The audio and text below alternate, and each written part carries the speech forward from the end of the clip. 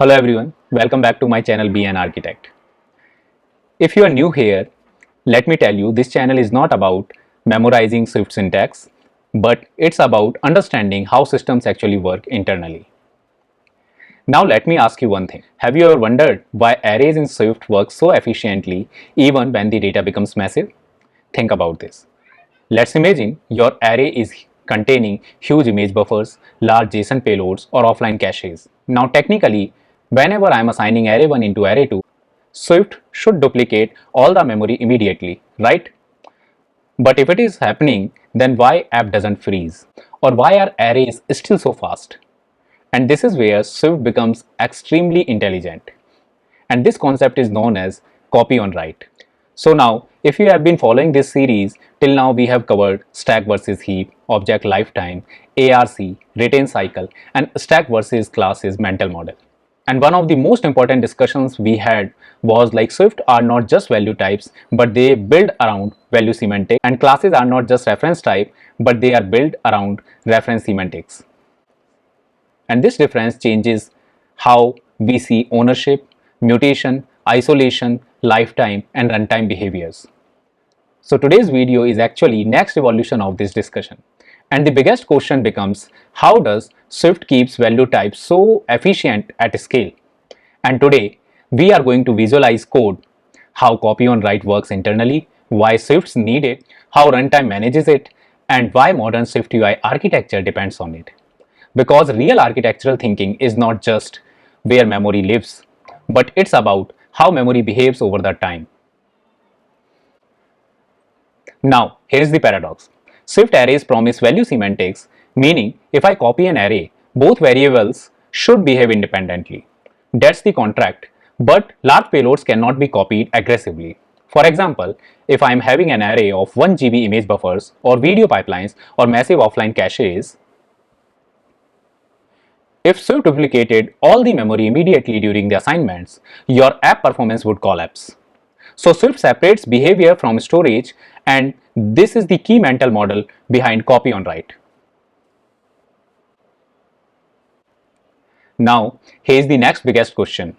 If arrays are not immediately copying data, then where is the actual data stored? Most developers think array is the data, but internally that's not true. Swift arrays are more like light-weighted managers. The real payload lives somewhere else. Look at this architecture carefully.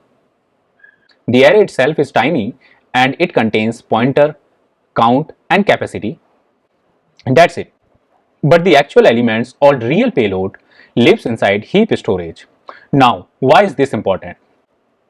Because heap storage can grow dynamically, shrink dynamically, reallocates intelligently, and share ownership.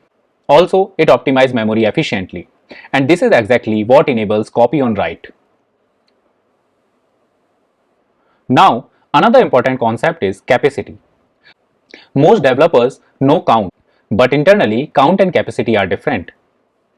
Count means how many actual elements exist, whereas capacity means how much memory is already reserved. And Swift often reserves extra space proactively. Why? Because reallocating memory during every append operation would become expensive. So Swift grows capacity strategically behind the scenes. Again, this is runtime optimization, not syntax. Let's take an example. You are having an array with 5 integers. None of this matters because copying is cheap here. Nobody will notice any lag. But architectural decisions are never made for tiny examples. They are made for scale. Let's imagine if you are building image processing systems, streaming engines, telemetry platforms, offline first apps, or large data pipelines. If every assignment created immediate deep copies, you would get memory spikes, CPU pressure, frame drops, battery drain, app instability. So Swift needed a smarter strategy.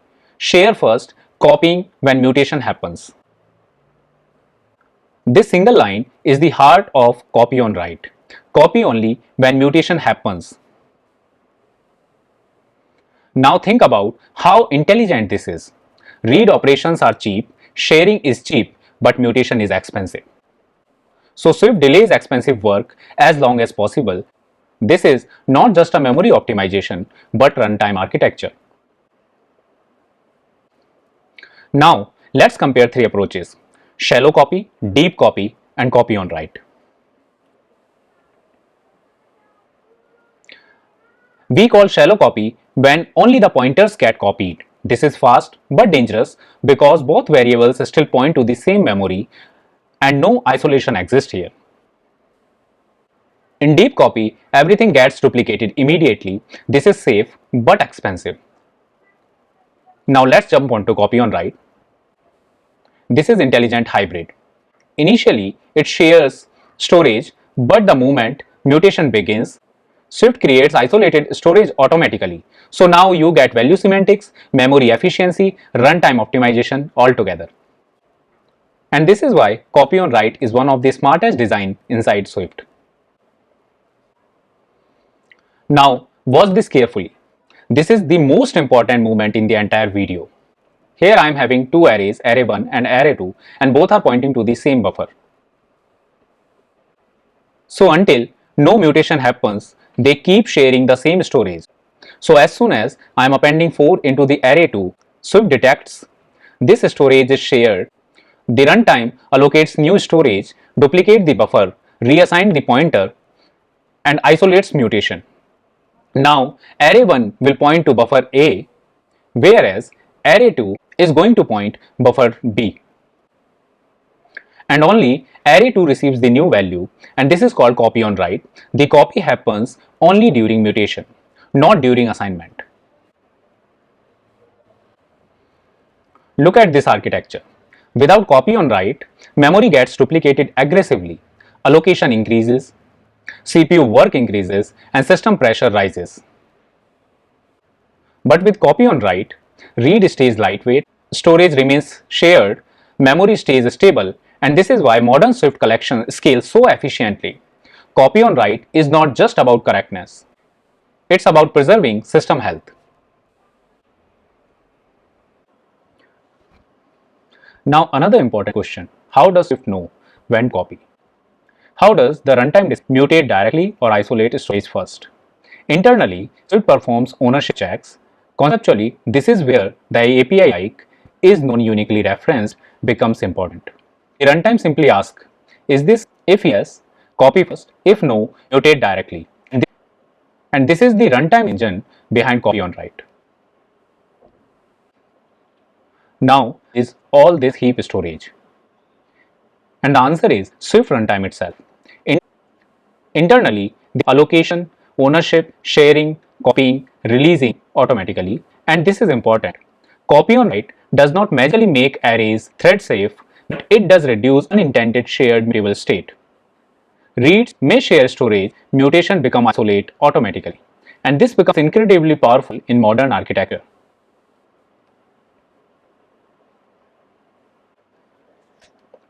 Part, many developers don't realize copy on write is not just an array optimization, it offers the entire Swift ecosystem like arrays, strings, dictionary, sets, and most importantly, SwiftUI itself.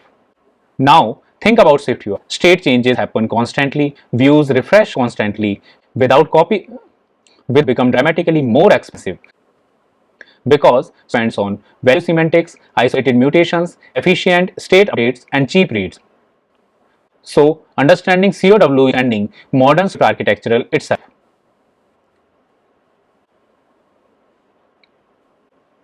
Most developers think memory is about stack versus heap, but it's much deeper than that. Because modern systems are not optimized only around locations, they are optimized around lifetime, mutation, sharing, isolation, and behavior over the time. And that is why memory is not only about where data lives, it's about how memory behaves over time. Now, let's leave the slides for a moment and prove all of this live inside Xcode. Because understanding systems conceptually is powerful, but seeing runtime behavior live changes how you think forever. Let's take an example and run this. Here you will see array 1 stayed isolated, array 2 mutated independently, but did Swift really duplicate memory during assignment or only during the mutation? Let's prove it. Let's make some changes in this code. This buffer address is going to give me the heap buffer address. Add some print statement before and after mutation. Let's run this code. So here you are seeing before mutation both the addresses are same for both the arrays, but after mutation we are seeing array2 buffer address is different than the array1. Because after mutation, Swift automatically creates new storage for array2, and this is copy on write happening live inside the runtime. Now, another important runtime, why doesn't Swift reallocate memory during every append? Let's change some code and run this. Notice something interesting in the console? Count increases gradually, but capacity jumps strategically. Why? Because reallocating memory repeatedly would become expensive. So Swift grows storage intelligently behind the scenes. Now you already know large data is coming, and can we have the runtime? Absolutely. Let's make some changes in the code. So here I already reserved some capacity, that is 100, for the numbers array. Now Swift allocates storage proactively. This reduces repeated reallocations. Let's run the code. So after some capacity, Swift allocates storage proactively, and this reduces repeated reallocations. And this becomes extremely useful in rendering pipelines, telemetry systems, real-time apps, and performance-critical architectures. Now, here is a very important senior level detail. Copy on write copies the array buffer, but not the object inside it. This is where many developers get confused. Let's change the code and see the difference.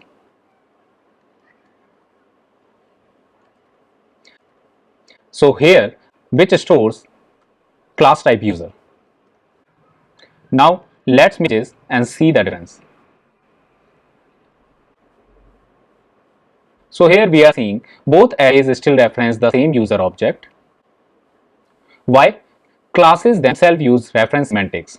So array gets isolated, but inner reference objects may still remain shared. This is where senior engineers start thinking differently about memory architecture. And this is the difference between learning and understanding systems.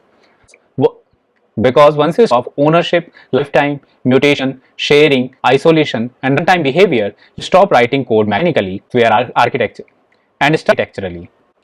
That's the real goal of this, to help developers move beyond the syntax and start thinking like architects.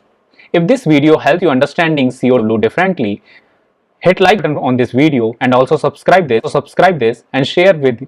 I'll see you in the next video. Then keep building, keep learning, and keep thinking beyond the surface. Thank you.